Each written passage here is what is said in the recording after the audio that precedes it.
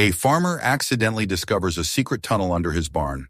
After going down into it, he realizes that his family's legacy hides a terrible truth. Subscribe to the channel and write in the comments where you are watching this video. The mornings on the ranch always began the same way, with the pale light of dawn spilling across the horizon and settling into the folds of the valley like a slow, steady tide. For as long as he could remember, Derek had risen with that light, pulling on the same pair of weather-worn boots and stepping out into the cool, damp air before the sun had fully crested the ridges to the east. The fields and pastures, the scattered barns, the lowing cattle and restless horses, all of it greeted him like a familiar chorus that had never once failed to sing. This land had belonged to his family for 3 generations, passed from his grandfather to his father, and now to him. Derek had always believed it to be the truest kind of inheritance, one measured not in wealth or luxury, but in calluses, in sweat, in the ceaseless rhythm of honest work. The animals stirred when he approached. The horses tossed their heads impatiently.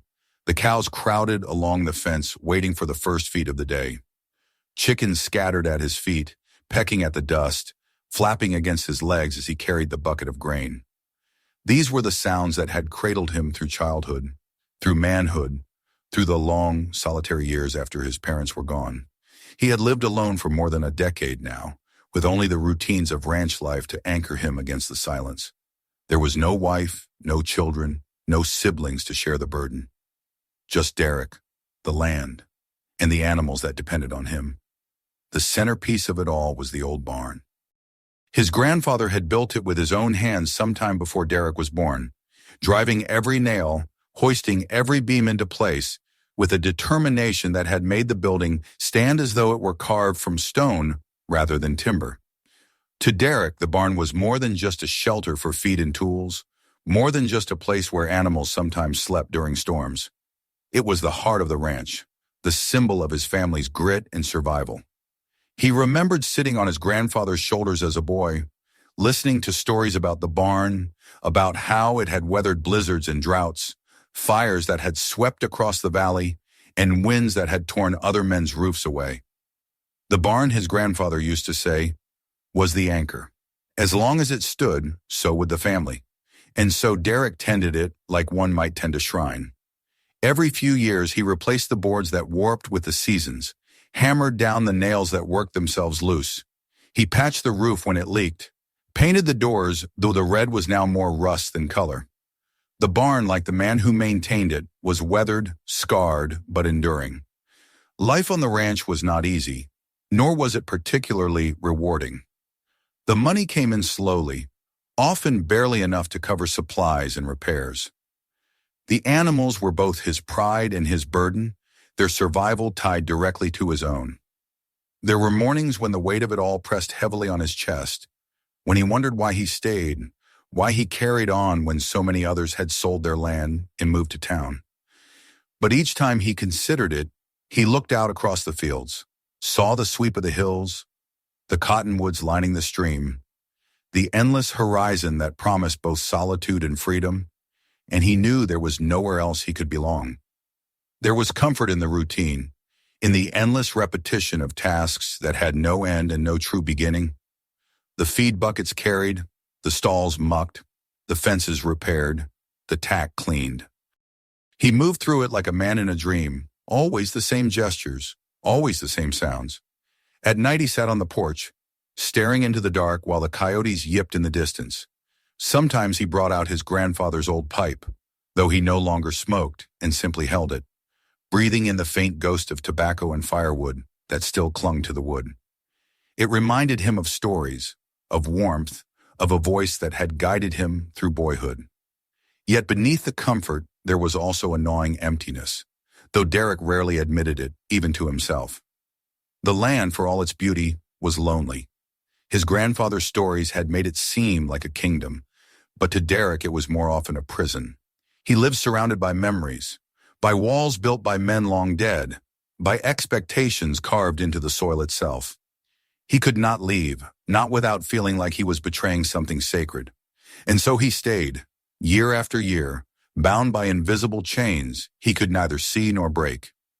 The barn especially seemed to carry those ghosts. Its broad doors groaned like an old man's joints when he pulled them open in the mornings. Dust floated in the shafts of sunlight, swirling like the remnants of forgotten conversations. Sometimes when he worked alone inside, the silence pressed on him so heavily that he imagined he could hear footsteps not his own. Faint echoes in the rafters, whispers caught in the boards. He would shake his head, laugh at himself, and return to his chores. But the feeling never fully left. On certain nights, when the wind rattled the loose siding and the animals stamped restlessly in their stalls, Derek felt as though the barn was watching him, guarding something older than his family, something it refused to share. He told himself it was foolishness, the product of too many long days and too many silent evenings. Still, he caught himself lingering at the threshold before locking the doors, staring into the shadows as though expecting them to shift. The land had always kept its secrets. He knew that from childhood. His grandfather never spoke much about the family's past, never explained why their ranch was where it was, or how exactly it had come into their possession. The few times Derek had asked, he'd been brushed off with vague answers about hard work and God's providence. The old man had taken whatever stories existed to his grave, leaving Derek with only the land itself as explanation. And Derek, bound by habit, had never pressed further. Until now, life seemed destined to continue in that same unbroken rhythm. The chores, the repairs, the endless cycle of seasons. But sometimes change creeps in quietly, through the smallest crack in routine. Derek had no way of knowing, as he walked back from the pastures one crisp morning and leaned against the doorframe of the barn, that his entire life was about to shift. He did not yet realize that the walls he thought were merely wood and nail held a passage to another world, one buried beneath his feet, waiting for him to uncover it. For now he simply wiped the sweat from his brow, straightened his aching back, and gazed out over the land he had always believed to be his. The hills rolled out endlessly, green fading into gold under the rising sun. The cattle grazed lazily, their tails swishing against flies. The horses stood like statues, ears pricked toward the distant line of cottonwoods. It all looked eternal, unchanging. And Derek, standing there with the smell of hay and dust in his nose, believed it would always remain so. What he could not see was the fragile seam in that illusion, the thin line of wood beneath his boots that separated him from a secret carved generations ago. A secret that would soon draw him down into the earth, away from the comfort of his routine, and into the heart of a truth his family had hidden for longer than he had been alive. The day had begun like any other, with Derek moving through the familiar rhythm of work that had defined his life for decades. The sun was sharp and high by the time he finished feeding the cattle and mending a section of fence that had sagged in the last storm. His back ached from the strain, and his shirt clung damp with sweat. But there was no one to relieve him of his duties, no one else to take over. The animals depended on him, and so he carried on, as he always did. It was only when he turned his attention to the barn that afternoon, noticing how the boards on the floor seemed to give a little more than they used to beneath his boots, that the first thread of something new began to unravel. The barn was the oldest structure on the property, and despite his constant repairs, it bore the weight of years in every creak and groan. Dust collected in the rafters, no matter how many times he swept.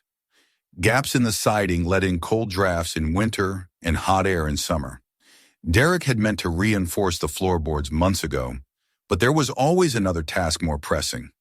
That day, with the animals seen to and the fields quiet, he finally took up his hammer and pry bar and set about pulling up the warped planks to replace them. At first it was nothing unusual. He stacked the old boards to one side, nails screeching as he pried them free. The smell of dust and age filled the air, the kind of scent that clung to wood long past its prime. He wiped his brow and reached for another plank when his tool caught on something different. Instead of the expected resistance of solid dirt beneath the floor, his bar slipped into a gap, striking hollow space. He froze, frowning, and leaned closer. There, half hidden beneath the warped boards, was the faint outline of a square. Not just a space, but a deliberate cut. He brushed away the dust with his hands, heart quickening as the shape of a hatch revealed itself, its edges worn smooth with time. A rusted iron ring sat flush with the wood, nearly invisible under the grime of decades. Derek's breath caught as his fingers closed around it. The metal was cold, far colder than the afternoon air should have allowed, and it sent a shiver up his arm. He pulled once, testing the weight, and the hatch gave a reluctant groan. The hinges protested as if they had not been moved in generations. Dust swirled in the sudden draft that rose from below, cool and damp, carrying with it a smell unlike the barn above, a smell of earth, of stone, of something hidden too long away from the light. Derek let the hatch fall shut again and sat back on his heels, staring at it. His pulse hammered in his ears. He told himself there were simple explanations.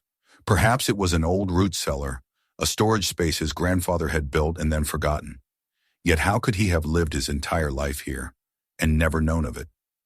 His father had never mentioned anything beneath the barn, and Derek had spent countless hours working on this very floor without ever suspecting it concealed anything. The thought unsettled him more than he cared to admit. Curiosity wrestled with caution as he knelt again, slipping his fingers beneath the iron ring and pulling the hatch fully open. A dark square yawned at him, and as his eyes adjusted, he saw a set of wooden steps descending into shadow. They were narrow and steep, disappearing quickly into blackness. He leaned closer and felt the cool breath of the underground against his face. It was too deep for a root cellar, too carefully made to be an accident. He stood, hesitated, then fetched his old lantern from the wall. He had not used it in years, but the wick still caught with a stubborn flame, casting a dim yellow glow around him. With the lantern in one hand and his other gripping the rough wood of the hatch, Derek lowered his boot onto the first step. It groaned under his weight but held. Slowly he began to descend. Each step was worn smooth, as though many feet had passed over them. Derek's mind seized on that detail, replaying it as he moved deeper into the earth. Who had walked here? How long ago? He counted the steps without meaning to. 10, 12, 15, and still the tunnel stretched on.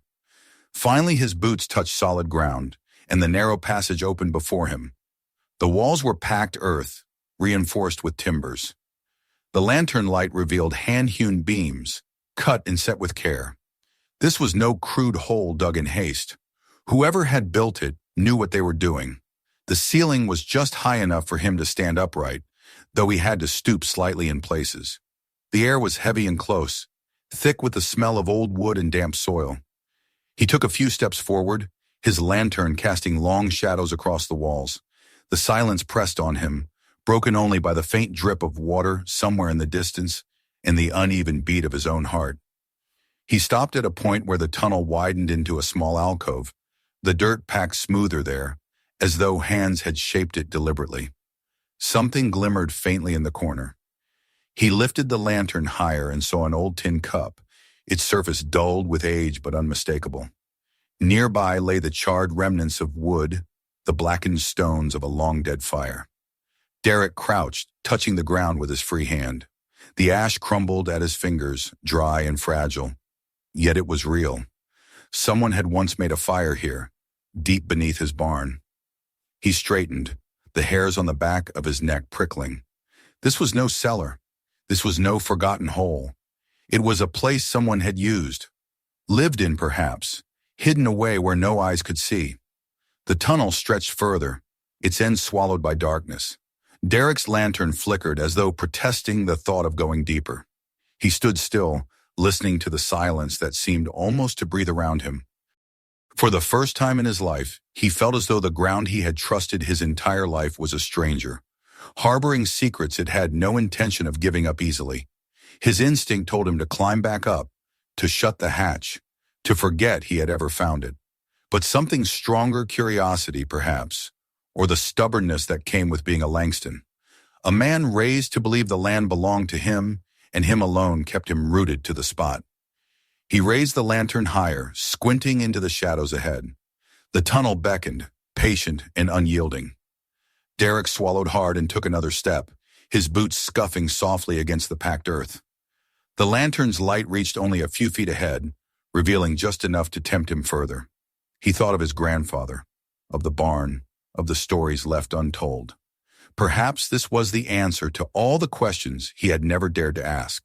Perhaps this was the reason his family had clung so fiercely to this land, why the weight of its legacy had always felt heavier than it should. The tunnel seemed to hum with silence, the kind that filled ears until every breath sounded like thunder. Derek tightened his grip on the lantern, steadied his breathing, and pressed on. Whatever waited in the darkness, he could no longer turn back. He did not yet know that what he was about to uncover would shatter every belief he had about his family, his land, and the very life he had built upon it. For now there was only the creak of his boots, the flicker of the lantern, and the endless pull of the shadows beneath his grandfather's barn. Derek's boots sank slightly into the packed earth as he steadied the lantern in his hand, its flame trembling with every breath of his body. The air was heavier down here, damp and thick with the weight of long-forgotten years, and it pressed against him in a way that made his chest feel tight.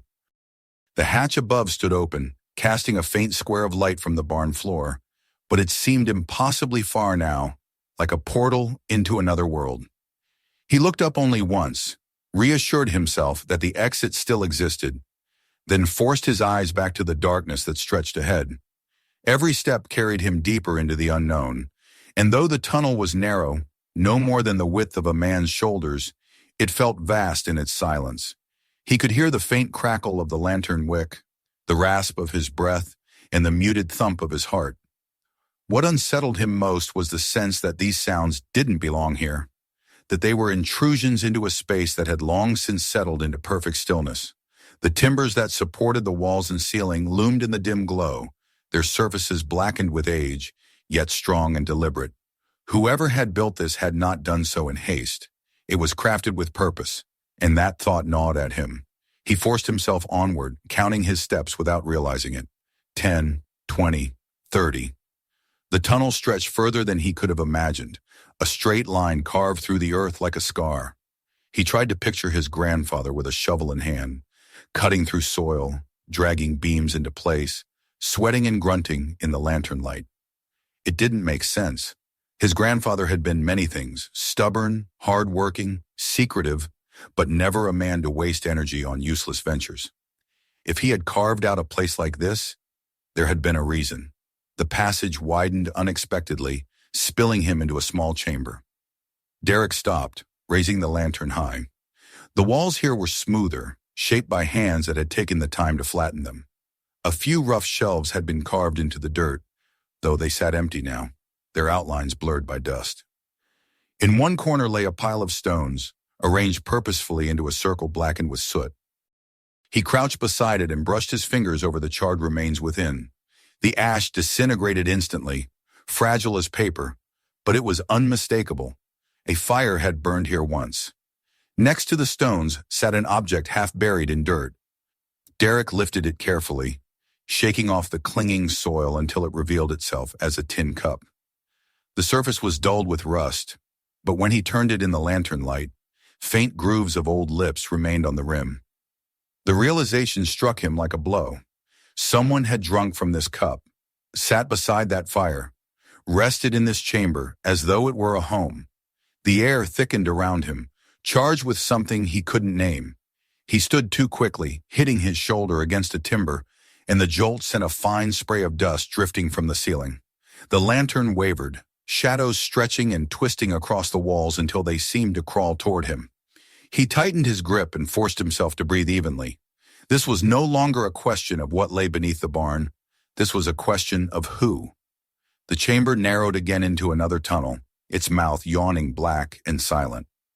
Derek hesitated at the threshold, every instinct in his body urging him to turn back. He could climb the stairs, close the hatch, and let this place remain as it had always been, hidden, forgotten, buried. No one would know, but he would know. The knowledge pressed on him like a weight, and he realized there was no returning to ignorance. Once a secret was uncovered, it could not be resealed. He pressed forward. The lantern's light reached only a few feet ahead, revealing little more than damp earth and the glint of wooden beams. Yet as he moved, new details emerged. A crack in the wall where roots curled like skeletal fingers. A broken tool leaning in the corner, its handle splintered but still recognizable as a pickaxe. The further he went, the clearer it became. that this was not an isolated chamber.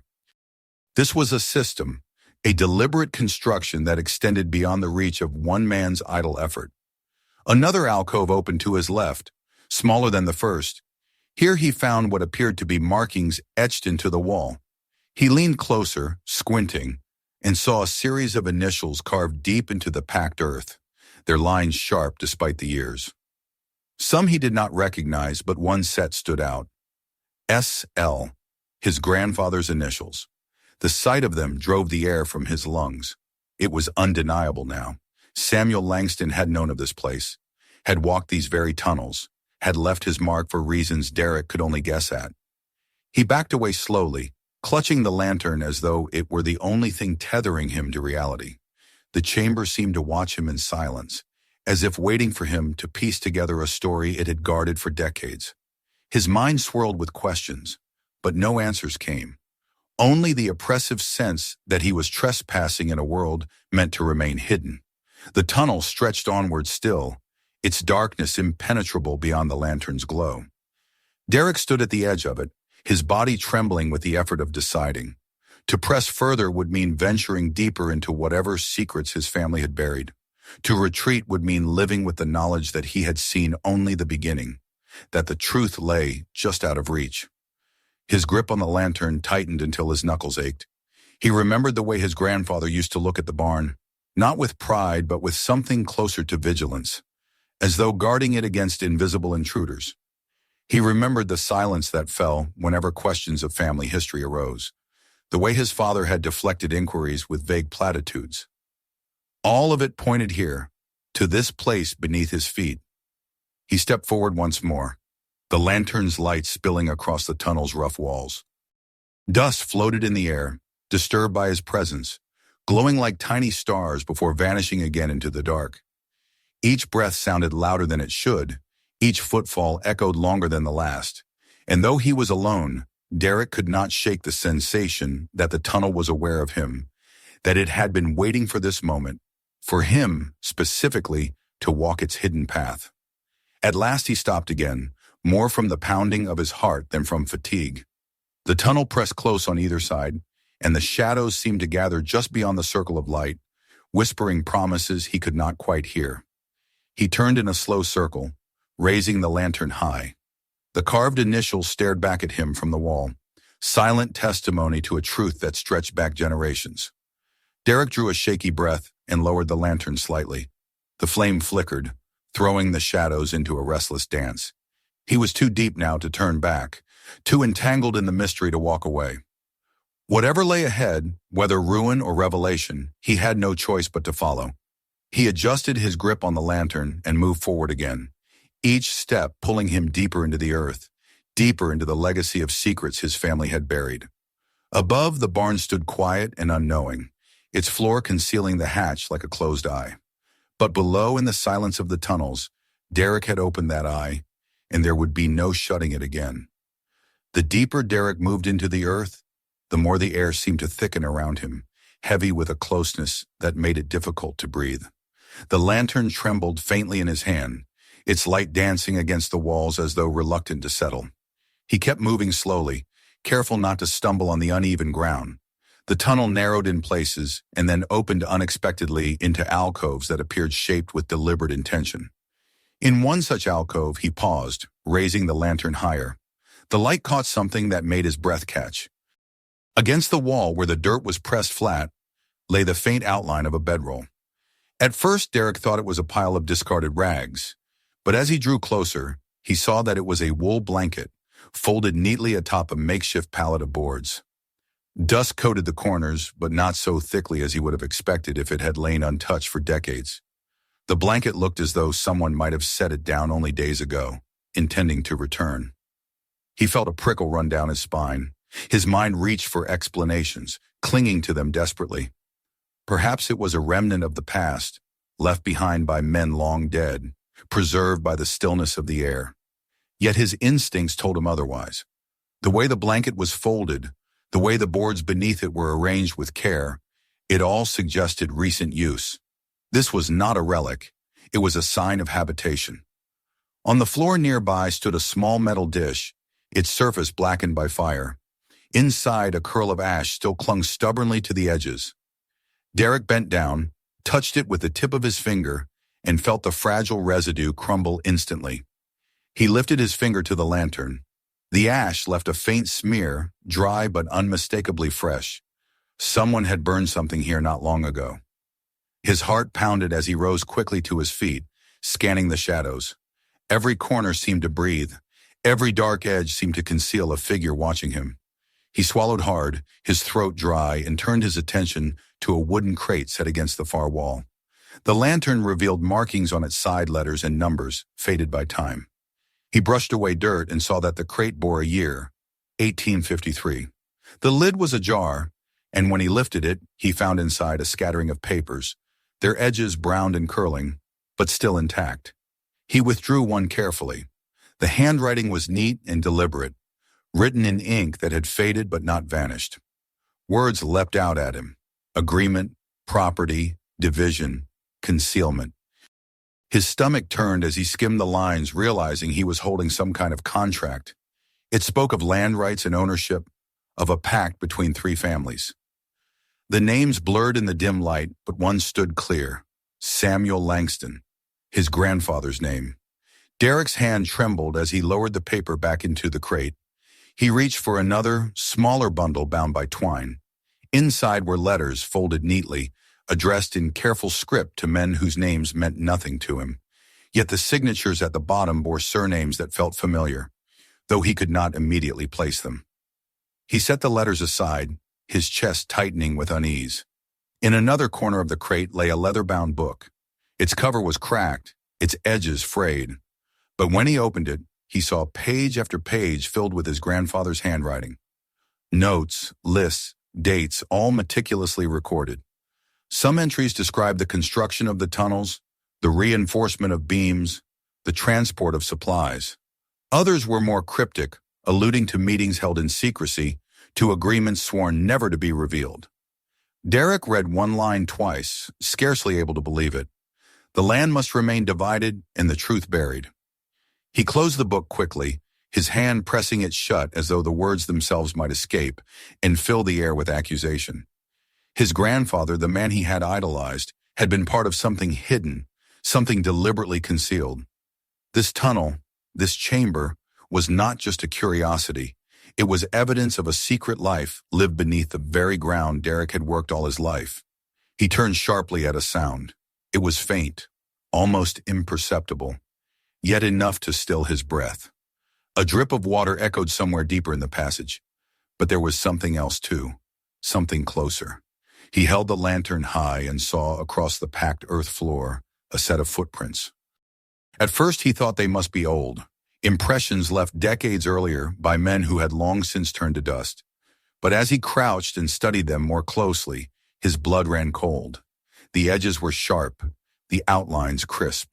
He could see the ridges of a boot sole, could count the distinct treads pressed into the dirt. These tracks were not ancient. They were recent, days old, perhaps even less. The lantern shook violently in his grasp as dread swept through him. Someone else had been here. Someone else had walked this tunnel, lived in this chamber, tended the blanket and burned the fires. His mind whirled with questions. Who could it be? A squatter? A drifter who had found shelter beneath his barn? A thief? Or worse, someone who knew the truth about his family's past and had returned to reclaim it? Derek backed away from the footprints, his breath ragged, his thoughts churning. He looked again at the documents, the blanket, the faint curl of ash. Every detail screamed of another presence, one deliberate and recent. He had thought the tunnel belonged to the past, a relic of forgotten generations. But the evidence was undeniable. The past was alive, walking still in the darkness beneath his feet. He felt suddenly exposed, as though eyes might be on him even now, watching from the shadows beyond the reach of his lantern. The silence was no longer still. It throbbed with possibility, with the unseen weight of whoever had left those tracks. He gripped the lantern tighter, his knuckles white, and forced himself to breathe. The urge to flee was overwhelming. He could climb the stairs, close the hatch, and never set foot down here again.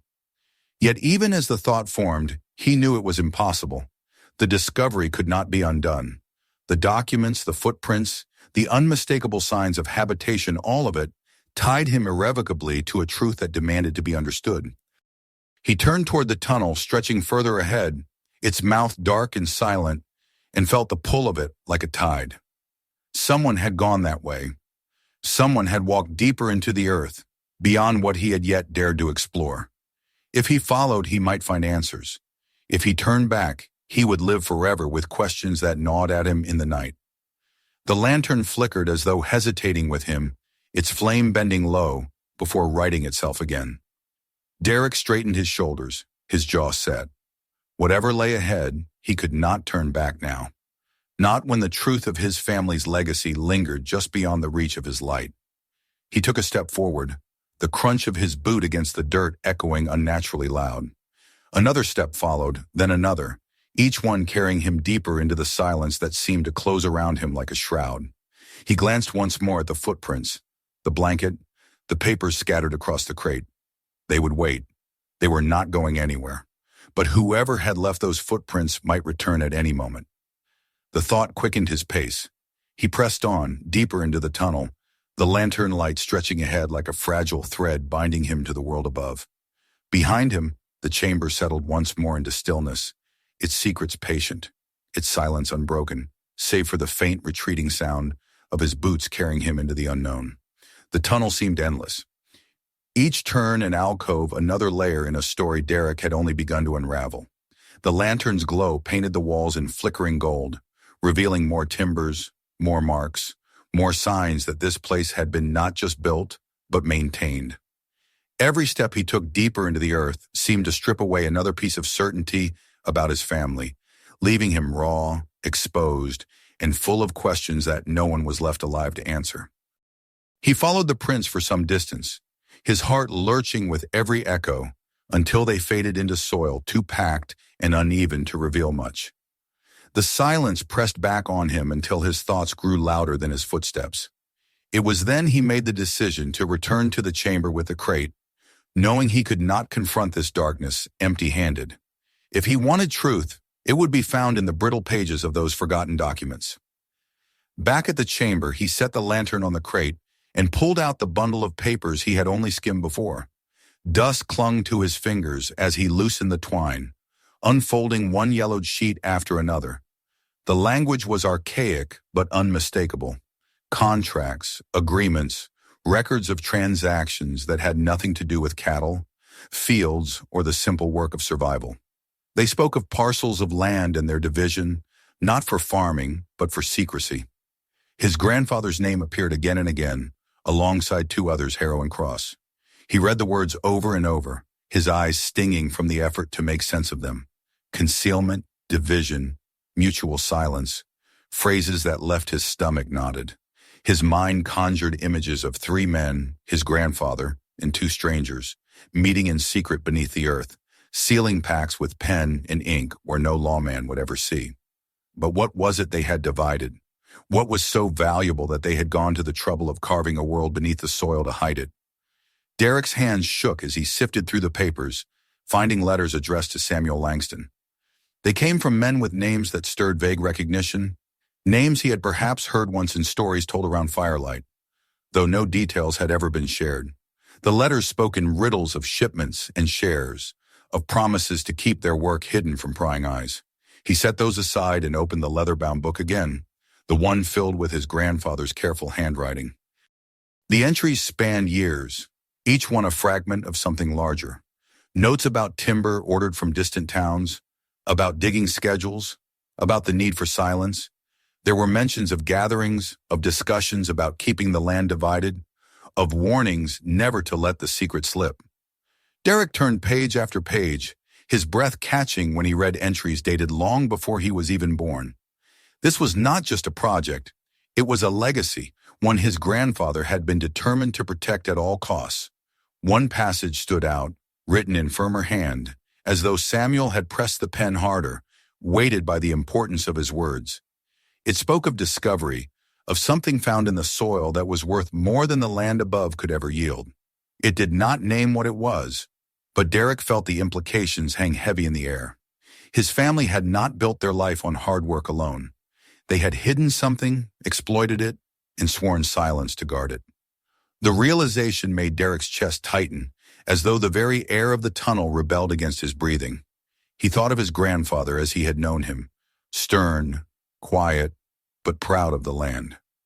He had spoken often of sacrifice, of the need to work harder than others, to hold on to what was theirs. Derek had taken those words to heart, had believed they were forged in honesty. But now he wondered if they had been masks, parables built to shield the truth. Perhaps the land had always seemed heavy to him because it carried the weight of more than soil. Perhaps he had felt, even without knowing, the pressure of secrets pressing upward through the ground, waiting to be uncovered. His hands grew restless. He could not remain seated, poring over papers forever. He gathered the documents back into the crate and rose, lantern held high, pacing the edges of the chamber. His eyes traced the initials carved into the wall, the crude circle of stones where fire had burned, the footprint pressed into the dirt. Each one whispered the same truth. He was not the first to stand here, and he would not be the last. The silence of the chamber was oppressive now, filled with voices of memory he could almost hear. He imagined his grandfather's voice among them, warning him to leave, to close the hatch and return to the life above. But Derek could not obey. His entire existence had been built on the idea that this land was his birthright, passed down through honest sweat. To learn that it had been divided in secrecy, tainted with concealment, was like discovering the foundation of his home was cracked and crumbling. He needed to know the whole of it, no matter how bitter the truth. The lantern sputtered briefly, and he tightened the knob until the flame steadied. Shadows jumped across the walls, stretching long and thin, reminding him of figures standing shoulder to shoulder. He shivered and turned toward the tunnel's dark mouth. There was more to find. More answers hidden in the soil. The papers were only the beginning. He felt certain that deeper chambers existed, sealed places where the real truth had been buried. He retraced his steps through the narrow passage, the air seeming colder now, more restless. Every sound made him start, the drip of water, the shifting groan of wood. His eyes lingered on the places where footprints still pressed clearly in the dirt, and he could not shake the thought that they did not belong to strangers from the past, but to someone alive, someone who might even now be near. He quickened his pace until he reached another alcove, smaller than the others. Here, carved into the wall in letters faint but legible, were more names: Harrow, Cross, Langston. Beneath them a phrase: "No one speaks, no one tells." The words burned into his mind. He raised the lantern closer, tracing the lines with his eyes, unable to believe his family's name was etched in such a place. It was a vow of silence, immortalized in earth, left to stand long after the men who made it had gone. Derek stepped back slowly, his throat tight, his body trembling. Everything he had thought sacred, his family name, his inheritance, the land itself, was entangled in deception. For a long time he stood there, lantern trembling in his hand, until finally he turned back toward the stair that led up into the barn. His legs felt heavy, each step a battle, but he knew he could not stay beneath the earth any longer without losing himself entirely. He climbed slowly, his ears straining for any sound behind him, half expecting to hear footsteps echoing in pursuit. When at last he pushed open the hatch and pulled himself into the barn, the rush of fresh air nearly brought him to his knees. The barn looked unchanged, dust drifting in sunlight, boards groaning as they always had. Yet to Derek, nothing was the same. The floor he stood on concealed a world of shadows, of pacts, of truths his family had buried so deep they must have thought no one would ever find them. He wiped sweat from his brow, though the air above was cool, and leaned against a beam, his chest heaving. He knew now why the land had always felt heavy, why the barn had sometimes seemed to watch him with silent eyes. It was never just his. It had always been divided, shared, concealed beneath layers of silence. And somewhere, beyond the reach of his lantern, deeper chambers waited, their walls pressed close around secrets too great to remain hidden forever. The night after Derek had pored over the papers, sleep came to him in fractured pieces, no more than shallow dozes broken by the creak of wood and the restless shifting of animals in the barn. Every sound felt amplified, as though the entire ranch was holding its breath. When the morning finally arrived, gray and heavy with clouds, he dragged himself from bed feeling older than he had the day before. His mind kept circling back to the documents, to the initials carved in the dirt, to the vow etched into the wall of the tunnel. No one speaks, no one tells. It was a command from the past that had somehow reached into his present, wrapping around his throat like a noose.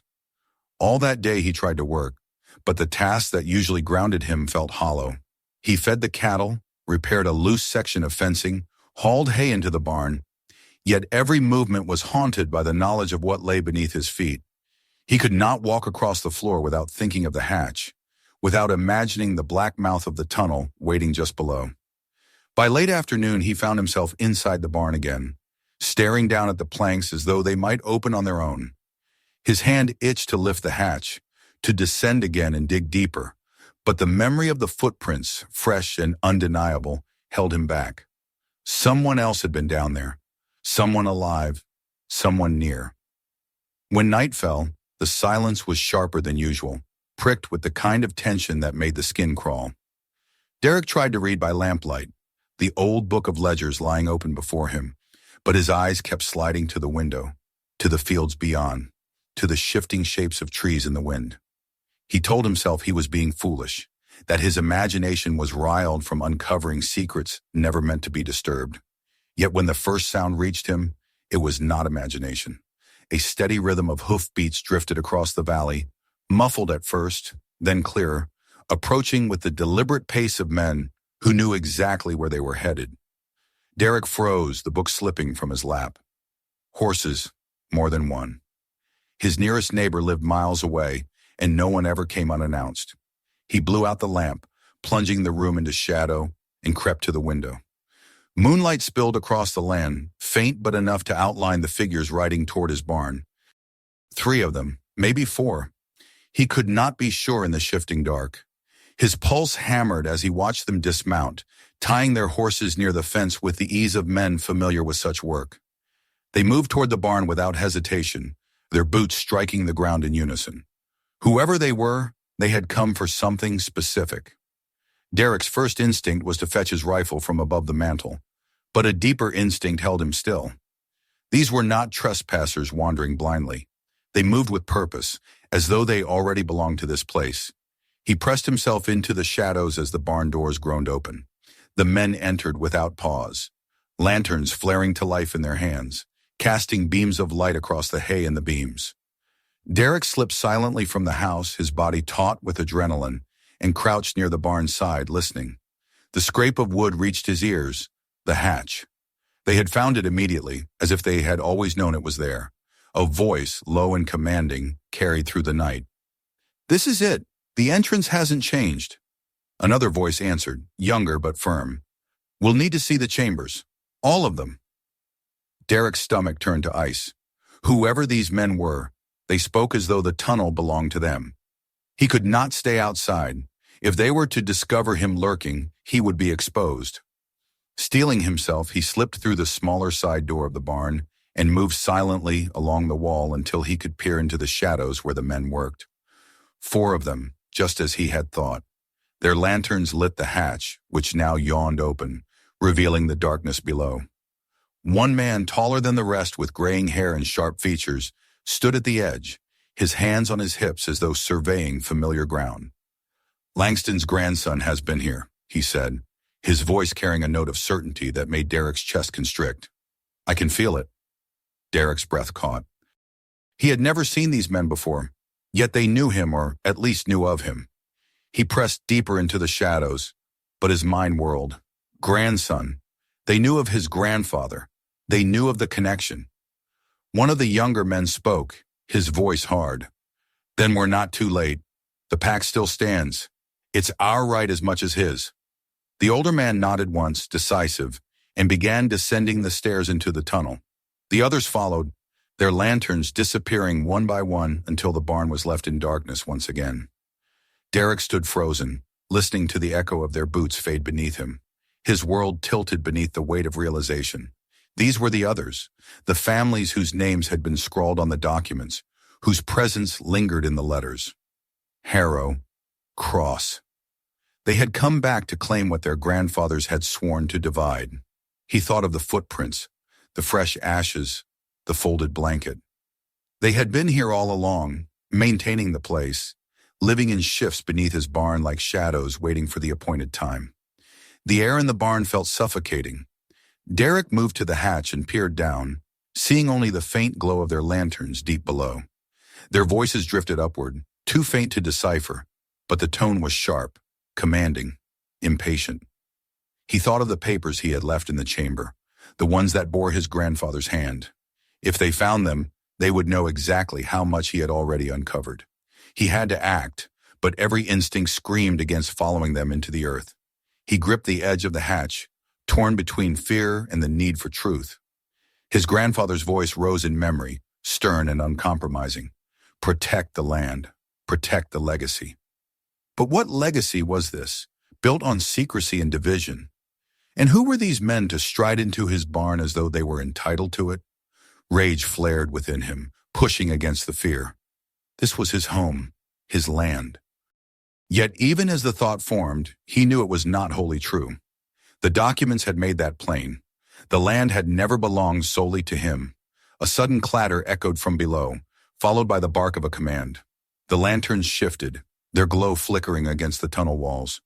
Derek leaned closer, straining to hear, and caught fragments of their words. Sealed chambers, still intact. Langston doesn't know. His blood ran cold. There were deeper parts of the tunnels hidden beyond what he had seen, and these men knew of them. His grandfather had sealed them, but the knowledge had not been lost. The pact had carried it forward, kept alive in whispers across generations. Derek staggered back from the hatch, his chest heaving. He had thought himself the first in decades to uncover the truth, but he was nothing more than a latecomer to a game already in motion. The others had returned, just as the documents had promised they would, and they came not to uncover, but to claim. He pressed his back against the barn wall, the cold wood steadying him as his mind reeled. Through the open hatch, the sound of footsteps rose again, louder now, climbing back toward him. He scrambled away, slipping into the shadows just as the first lantern appeared at the top of the stairs. The older man emerged, his sharp eyes scanning the barn as though he sensed Derek's presence. For a long, terrifying moment, their gazes nearly met, though Derek was hidden in darkness. Then the man turned to his companions and said, "He'll show himself soon enough. This land can't hide him forever." They closed the hatch, their boots heavy on the boards, and left the barn as quickly as they had come, their lanterns bobbing in the night until they mounted their horses and rode away. Derek remained frozen in the shadows, his heart pounding so hard it hurt. Only when silence returned did he dare to move, staggering toward the hatch, dropping to his knees beside it. He pressed his hand against the wood, feeling the chill seeping through as though the earth itself were breathing beneath. They had been here before. They would be back again. And when they returned, it would not be to search, but to claim. The sealed chambers waited, their contents unknown, and Derek realized with dawning horror that he had no idea whether he wanted to know what they contained. The night the riders left, Derek lingered in the barn long after the sound of their horses had faded into the distance. He stood near the hatch with his lantern guttering low, staring at the boards that concealed the world beneath his feet. Every fiber of his being urged him to pull it open and go down again, to follow the path they had taken, to demand answers. But the other half of him recoiled from the thought, weighted by fear and by the sudden clarity that whatever waited below was no longer a discovery, but a claim. The land he had always believed was his alone had been fractured generations ago, and now the shadows of those divisions had returned in flesh and blood. When dawn finally broke, he was still awake, watching the first light spill over the valley. The cattle lowed impatiently in their pen, the horses stamped restlessly, and the ordinary rhythm of the ranch tried to press itself upon him. He moved through the motions, scattering feed, drawing water, repairing a section of fence. But the ease of routine had been stolen from him. Each action was hollow, like a play he performed while his mind remained elsewhere. Every time his boots struck the ground, he thought of the tunnels beneath, of the footprints pressed into the soil, of the names carved into the walls. He could not shake the echo of the older man's voice. "Langston's grandson has been here. He'll show himself soon enough." The words gnawed at him, suggesting not only knowledge but inevitability. They knew who he was, and they knew he could not escape what had been written before him. The pact still lived, and now it demanded recognition. That evening, as the sun dipped low and painted the horizon in red, Derek returned to the barn. He carried the lantern again, though he had little desire to descend. He sat on a bale of hay, staring at the hatch, listening to the silence stretched between him and the earth below. The choice loomed before him like a precipice. He could continue the life he had always known, tending animals and fields, pretending the tunnels did not exist. Or he could descend once more, face the others, and claim his place in the legacy his grandfather had bound him to. The thought made him sick. He remembered Samuel Langston as a man of few words, but never cruel, never dishonest. Yet the documents told a different story, one of secrecy and collusion, of oaths sworn in shadows. Derek wondered how much of his grandfather's pride in the land had been genuine, and how much had been a mask worn to hide the truth. Perhaps the land itself had never been a gift, but a burden passed down, a chain disguised as heritage. As the night deepened, he left the barn and walked the fields. The sky stretched vast and star-pocked above him, the same sky his grandfather had worked beneath, the same sky his father had died beneath. The wind stirred the grass, carrying with it the scent of earth and animals and rain. This was what he loved, what he had always loved, the simple honesty of land and labor. But now even that honesty felt tainted, bound up in secrets that bled through the soil. He stopped at the edge of the pasture and stared back at the house, the barn looming behind it. A thought formed, unbidden but insistent. He could leave. He could sell the land, walk away, cut the chain before it bound him further. For the first time, the idea did not feel like betrayal. It felt like release. The days that followed blurred together, each one weighed by indecision. Derek worked, but without purpose. He returned to the hatch several times, opening it, staring down into the dark, but he never descended. Each time he felt the pull of the tunnels, but each time he also felt the cold certainty that they no longer belonged to him. They belonged to the pact, to the other families, to the generations of silence that had been carved into the earth. One evening, he found himself standing in the barn again, the crate of documents before him.